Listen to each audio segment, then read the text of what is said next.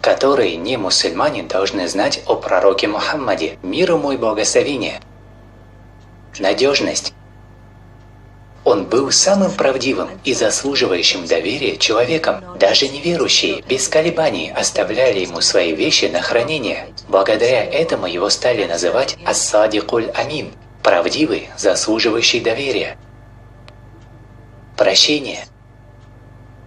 Способность прощать была одним из самых выдающихся качеств пророка Мухаммада, мир ему и благословение. Неверующие преследовали нашего пророка и его последователей. Они угрожали ему, били его, кидали в него камни, пытались его убить. Однако он все равно прощал их, показывая тем самым, что прощение лучше, чем месть. Предостережение от экстремизма.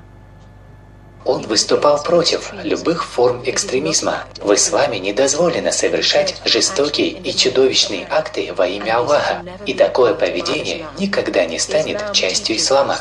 Ислам учит нас миру, а не войне. Мы должны создавать мирное общество для всего человечества.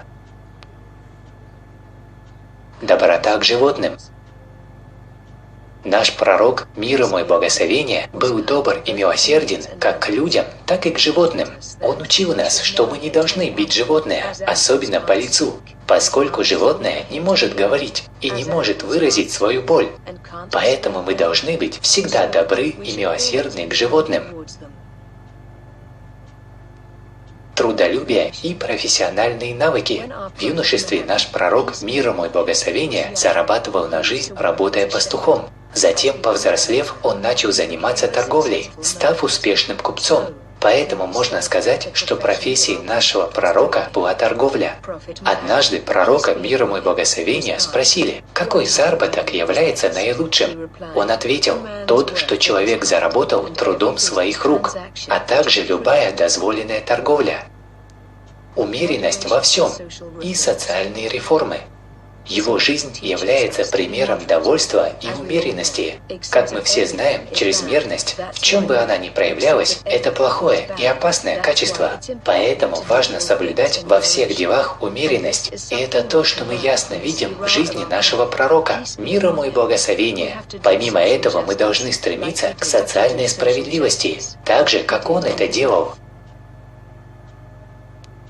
Личная печать на письме.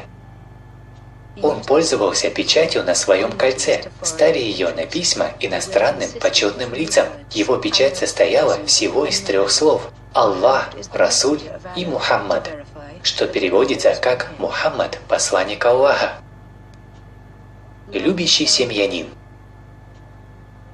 Пророк Мухаммад, мир ему и благословение, был добр и нежен по отношению к своей семье. Он помогал своей семье в домашних делах. Также он чинил свои сандалии и сам зашивал свою одежду. Обладатель прекрасного имени. Имя Мухаммад – это прекрасное имя. Оно входит в список 10 самых популярных имен в Британии, а также в 50 самых популярных имен в мире. В мусульманских странах мужские имена часто начинаются с имени Мухаммад. Мухаммад означает «хвалимый». Порицание и неприемлемость расизма. Расизм способен разрушить любое общество, поэтому наш пророк, мир ему и благословение, сказал в своей последней речи: «Все люди произошли от Адама. У араба нет превосходства над неарабом, и не у араба нет превосходства над арабом. Также у белого нет превосходства над черным, и у черного нет превосходства над белым, кроме как в богобоязненности и праведных делах».